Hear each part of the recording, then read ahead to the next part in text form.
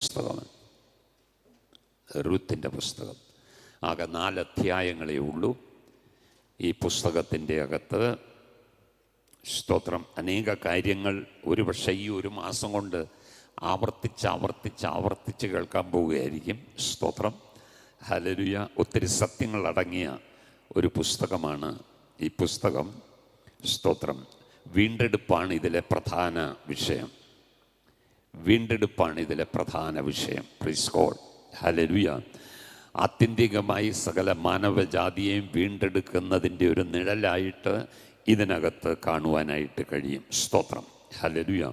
അപ്പോൾ യഹൂദന് മാത്രമല്ല വീണ്ടെടുപ്പ്, ജാതികളിൽ നിന്നും വീണ്ടെടുക്കും എന്നുള്ള ഒരു സൂചന രൂത്തിനോടുള്ള ബന്ധത്തിൽ ചിന്തിക്കുമ്പോൾ ദൈവമോട് വെളിപ്പെടുത്തുന്നുണ്ട്. സ്തോത്രം. സത്യങ്ങളൊന്നും ദൈവത്തിന് മറഞ്ഞിരിക്കുന്നില്ല, പക്ഷെ ഒത്തിരി കാര്യങ്ങൾ നമുക്ക് മറഞ്ഞിരിക്കുന്നുണ്ട്. പക്ഷെ ദൈവം സമയാസമയങ്ങളിൽ നമുക്ക് വെളിപ്പെടുത്തി തരുമ്പോൾ നാം അത് മുറുകെ പിടിച്ചോണം. അത് നമുക്കുള്ളതാണ്. സ്തോത്രം. ഇവിടെ ഇന്ന് 1-ാമത്തെ അധ്യായമാണ് നമ്മൾ ചിന്തിക്കാൻ പോകുന്നത്. 1-ാമത്തെ അധ്യായത്തിൻ്റെ 1-ാമത്തെ വാക്യവും 6-ാമത്തെ വാക്യവും വായിക്കാം. ന്യായാധിപന്മാർ ന്യായപാലനം നടത്തിയ കാലത്തൊരിക്കൽ ദേശത്ത് ക്ഷാമമുണ്ടായി. യഹൂദയിലെ ബേത്ലഹേമിലുള്ള ഒരാൾ തൻ്റെ ഭാര്യയും 2 പുത്രന്മാരുമായി മോവാബ് ദേശത്ത് പരദേശിയായി പാർപ്പാൻ പോയി.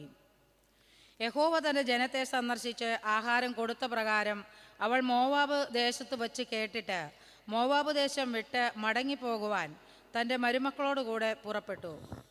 Praise God. 2 വാക്യങ്ങൾ നമ്മൾ വായിച്ചു. 1-ാം അധ്യായത്തിൻ്റെ 1 മുതൽ 6 വരെയുള്ള വാക്യങ്ങൾ 10 വർഷത്തെ ഒരു ചരിത്രമാണ്. 10 വർഷത്തെ ഒരു ചരിത്രമാണ്. ഒരു പോക്കും ഒരു മടങ്ങിവരവുമാണ്. സ്തോത്രം. ഒരു പോക്കും ഒരു മടങ്ങിവരവും.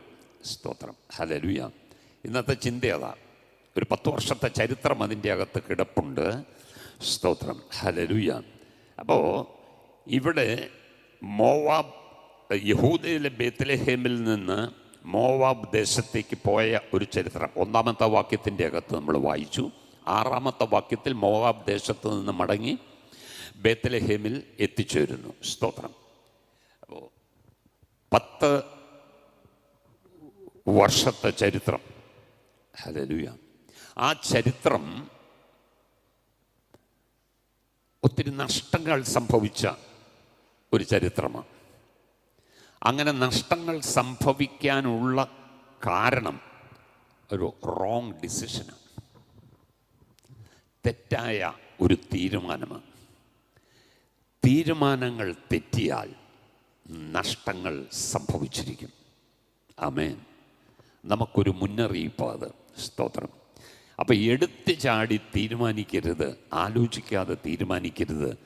തീരുമാനങ്ങളെല്ലാം ദൈവവുമായിട്ട് ആലോചിച്ചിട്ട് വേണം തീരുമാനങ്ങൾ എടുക്കുവാൻ.